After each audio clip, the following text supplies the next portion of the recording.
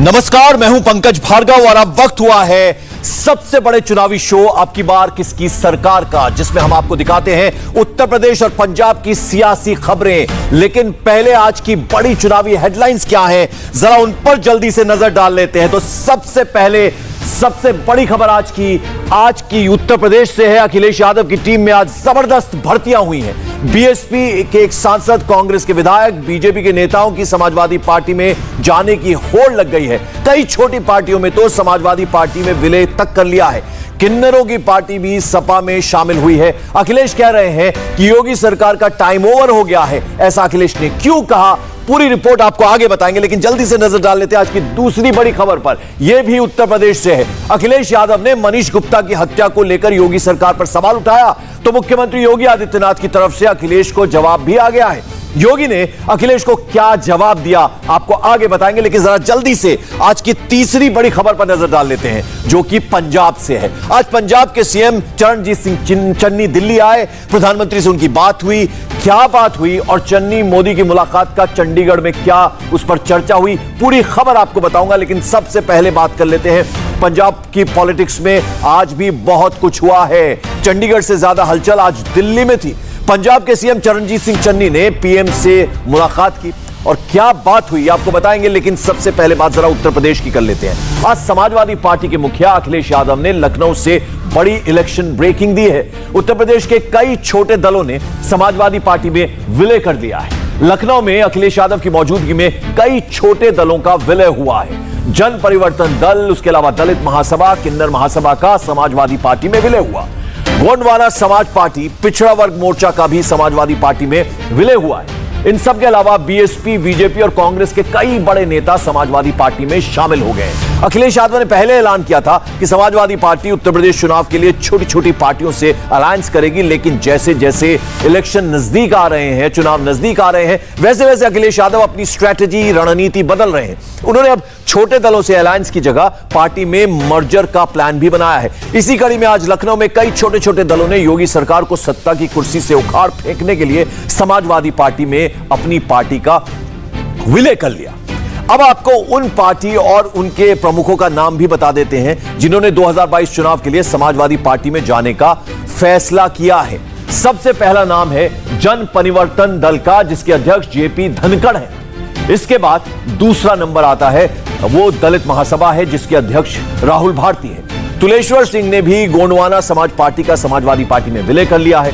विमुक्त जाति जागरण समिति के प्रदीप वर्मा और वहीं किन्नर महासभा के बबलू बिंद ने भी समाजवादी पार्टी में अपने दल का विलय कर लिया है। और उत्तर प्रदेश में आज कांग्रेस और बीएसपी को बड़ा झटका लगा। चुनाव से पहले कई बड़े नेताओं ने कांग्रेस का साथ छोड़कर समाजवादी पार्टी की सदस्यता ग्रहण की। कांग्रेस के ज्ञादिन अनुरागी, उनके अलावा विनोद चतुर्वेदी, रवि भूषण और मनोज तिवारी समाजवादी पार्टी में शामिल हुए। तो वहीं बीजेपी के नेता आशु पंडित और डॉक्टर NH पटेल ने भी समाजवादी पार्टी की सदस्यता ग्रहण की। इनके अलावा बीएसपी के राम प्रकाश कुशवाहा, संजय भाटी, रिजवान जहीर और उनकी बेटी जेबा रिजवान भी समाजवादी पार्टी में शामिल हुई है। वहीं अपना दल के डॉक्टर ओंकार सिंह पटेल ने भी आज समाजवादी पार्टी का दामन थाम लिया है। और लखनऊ में अखिलेश यादव ने एक प्रेस कॉन्फ्रेंस करने के दौरान छोटे दलों के समाजवादी पार्टी में विलय के सवाल पर कहा, यह समाजवादी पार्टी की लड़ाई नहीं है, बल्कि लोकतंत्र को बचाने की, संविधान को बचाने की लड़ाई है। और इस लड़ाई में हर छोटे बड़े दल का हम स्वागत करते हैं। जिन लोगों का नाम छूट गया है, क्योंकि लंबी सूची है, सबका नाम लेना संभव नहीं है। सभी जो आज समाजवादी पार्टी में शामिल हो रहे हैं, मैं अपनी तरफ से, पार्टी की तरफ से उन सभी लोगों का बहुत बहुत स्वागत करता हूं। इस लड़ाई में, इस संघर्ष में आप साथ देने आए हैं। ये केवल समाजवादी पार्टी की लड़ाई नहीं है, ये देश की लड़ाई होने जा रही है। ये संविधान बचाने की लड़ाई है। और जिस रास्ते पर भारतीय जनता पार्टी चल दी है, इस रास्ते पर न किसान का भला है, न व्यापारी का भला है, न नौजवानों का कोई सपना पूरा हो रहा है, न रोजगार का इंतजाम है। जितने भी अधिकार हमें संविधान से मिले, बाबा साहब भीमराव अम्बेडकर जी ने संविधान में जितने भी अधिकार दिए हैं, आज एक एक अधिकार को छीनने का काम भारतीय जनता पार्टी कर रही है। इसलिए लड़ाई देश की और संविधान बचाने की। अखिलेश यादव को सुना आपने। विधानसभा चुनाव से पहले अखिलेश यादव समाजवादी पार्टी का कुनबा बढ़ने से खुश नजर आए, लेकिन प्रेस कॉन्फ्रेंस के दौरान वो गोरखपुर में कारोबारी मनीष गुप्ता की मौत का मुर्दा उठाना नहीं भूले। मामला चूंकि सीएम योगी आदित्यनाथ के गृह जनपद से जुड़ा हुआ है, इसलिए अखिलेश योगी सरकार की कानून व्यवस्था को लेकर एक के बाद एक उन्होंने कई सवाल उठाए। अखिलेश यादव ने कहा, जहां मुख्यमंत्री जाते हैं वापस आते ही हत्या हो जाती है। अखिलेश गोरखपुर जैसी घटना पूरी दुनिया में नहीं हुई, यह भी उन्होंने कहा। उसके अलावा उन्होंने कहा, कैसी जीरो टॉलरेंस वाली यह सरकार है जहां पुलिस वाले खुद अपराधियों को भगाने में मदद करते हैं। तो यानी जमकर उन्होंने योगी आदित्यनाथ पर एक तरह से हमला बोला। ये तमाम बातें उन्होंने कही। जो लोग जीरो टॉलरेंस की बात करते हैं, कानून व्यवस्था की बात करते हैं, जिन पे हमारा आपका सबका भरोसा है कि अगर हम तकलीफ में होंगे, परेशानी में होंगे, तो हम जाकर के थाने में पुलिस से मदद मांग लेंगे, पुलिस हमारी रक्षा करेगी, पुलिस हमारी मदद करेगी। क्या हो रहा है गोरखपुर में, जो गृह जनपद है, मुख्यमंत्री जहां से चुन करके आते हैं, जहां मुख्यमंत्री जाते हैं और वापिस आते हैं वहां हत्या हो जाती है। जो भाषा भारतीय जनता पार्टी की है वही भाषा अधिकारियों की है। इतना झूठ अधिकारियों ने कभी नहीं बोला जितना भारतीय जनता पार्टी के दबाव में अधिकारी भी झूठ बोल रहे हैं। फरार हैं, फरार। सरकार तो दावा करती थी कि सरकार दमदार सरकार है, बुलडोजर चलाने वाली सरकार है। कहो कहीं एक भी फरार के ऊपर या उसके घर पर बुलडोजर चलाओ तो बता दो। अभी तक न जाने कितने उत्तर प्रदेश में फेक इनकाउंटर हो चुके हैं। फेक इनकाउंटर्स में उत्तर प्रदेश में सबसे ज्यादा कस्टोडियल डेथ यहां हुई है। सबसे ज्यादा अगर नेशनल ह्यूमन राइट कमीशन ने किसी को नोटिस दिया है तो उत्तर प्रदेश की सरकार को नोटिस दिया है। और मुख्यमंत्री जी कहते हैं जीरो टॉलरेंस है, इससे अच्छी कोई कानून व्यवस्था नहीं हो सकती। जिस पुलिस पे भरोसा था उसी पुलिस ने पीठ पर तीर जान ले ली और अभी भी फरार है। कहीं अगर एग्जाम्पल हो कि आईपीएस फरार हो तो बता दो हमें। ये फरार हैं कि फरार सरकार ने किया हुआ है इनको, ये सबसे बड़ा सवाल है।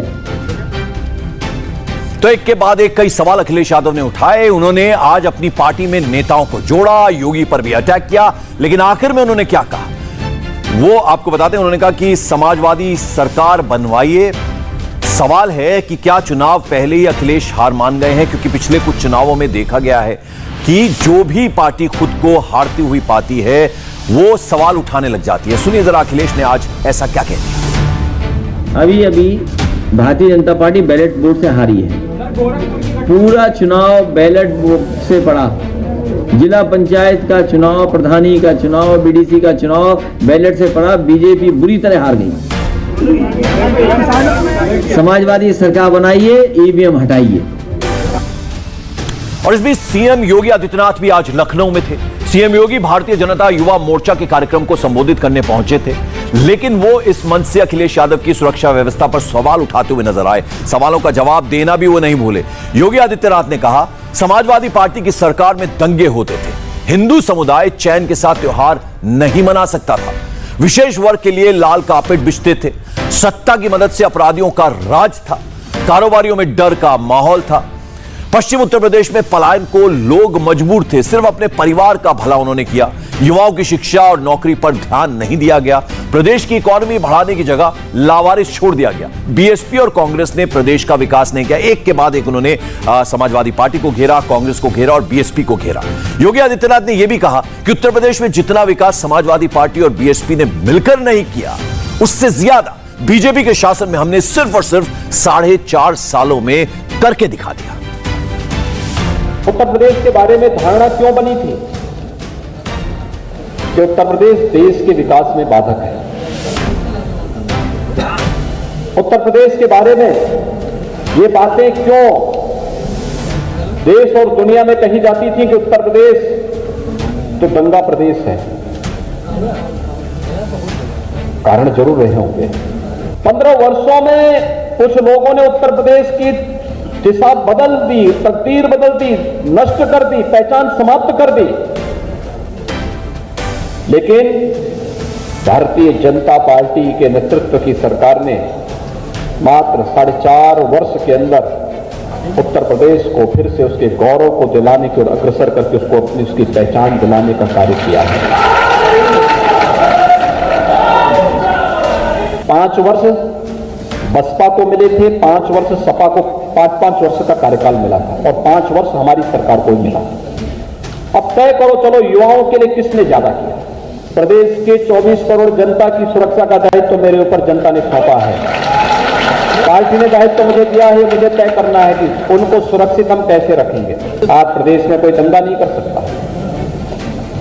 तो जो दंगाई सिर चढ़ करके बोलते थे, इनको बोल दिया गया है कि भाई दंगा करोगे तो 7 पीढ़ी का पहले एक मुश्त लिख के छोड़ देना कि कब कौन पीढ़ी इसकी भरपाई करेगी। आज कोई दंगा प्रदेश में नहीं करेगा। तो सीएम योगी आदित्यनाथ ने उत्तर प्रदेश में डेवलपमेंट विकास की गाथा सुनाई तो बीएसपी प्रमुख मायावती ने ट्विटर के जरिए उन पर निशाना साधा। उन्होंने कहा कि यूपी में बीजेपी की डबल इंजन की सरकार है, फिर भी राजधानी लखनऊ की सड़कों की जो दुर्दशा है, जो हालत है, उससे जान के जंजाल के चर्चे हर जगह आम है। किंतु इसकी हालत सुधारने की बजाय राज्य सरकार की तर्ज पर लखनऊ नगर निगम भी सड़कों और वार्डों आदि का नाम बदलने में ही चैंपियन है। विचित्र स्थिति है, ये उन्होंने ट्वीट किया। उत्तर प्रदेश में बीजेपी की सरकार में कानून व्यवस्था और विकास की बदतर स्थिति की तरह ही यहां के शहरों और ग्रामीण सड़कों की जो दुर्दशा है, उससे आम जनजीवन अस्त व्यस्त है। काश भाजपा सरकार जनहित और जन कल्याण के प्रति थोड़ी ईमानदार होती तो इनकी कथनी और करनी में जमीन आसमान का अंतर नहीं होता। यानी मायावती भी चूकी नहीं, उन्होंने ट्वीट किया और कहा कि किस तरह से सरकार यहां की काम कर रही है। और पंजाब में कांग्रेस के सियासी घमासान के बीच आज सीएम चरणजीत सिंह चन्नी दिल्ली पहुंचे और प्रधानमंत्री मोदी से उनके आवास पर मुलाकात की। पीएम मोदी और चन्नी के बीच करीब 1 घंटे तक मीटिंग हुई। पंजाब के सीएम बनने के बाद पहली बार चन्नी पीएम मोदी से मिलने आए। चन्नी ने इस मुलाकात के बाद कहा, पीएम मोदी से उन्होंने पंजाब के 3 अहम मुद्दों पर बात की। पंजाब के वो 3 कौन-कौन से मुद्दे हैं, जरा वो एक बार सुन लीजिए। पंजाब खेती प्रधान सूबा है, एग्रीकल्चर हमारी मेन इनकम है, सोर्स ऑफ लिविंग है। तो मैंने उनको कहा है कि जो ये 3 बिल का झगड़ा है इसको ख़त्म करो।